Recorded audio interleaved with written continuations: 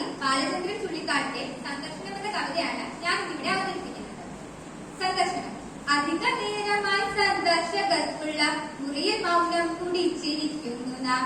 ജനലിനപ്പുറം ജീവിതം പോലെ ഈ പകൽ വെളിച്ചം പൊലിഞ്ഞു പോകുന്നതും ചിറകു പൂട്ടുവാൻ കൂട്ടിലെ കോർമതൻ കിളികളൊക്കെ പറന്നു പോകുന്നതും ചിറകു പൂട്ടുവാൻ കൂട്ടിലെ കോർമതൻ കിളികളൊക്കെ പറന്നു പോകുന്നതും ഒരു നിമിഷം മറന്നു പരസ്പരം മിഴികളിൽ നമ്മൾ നഷ്ടപ്പെടുന്നുവോ.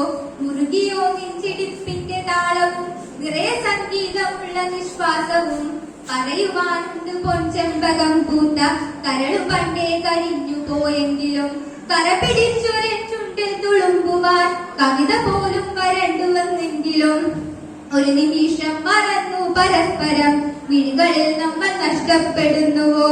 ചില നിമിഷത്തിലേകാകിയാ പ്രാണൻ അലയുമാർത്തനായി ഭൂതായനങ്ങളിൽ ഇരുളിൽ അപ്പോഴുദിക്കുന്നു നിൻമുഖം കരുണമാക്കനാനാഥനാ സ്വാതനം.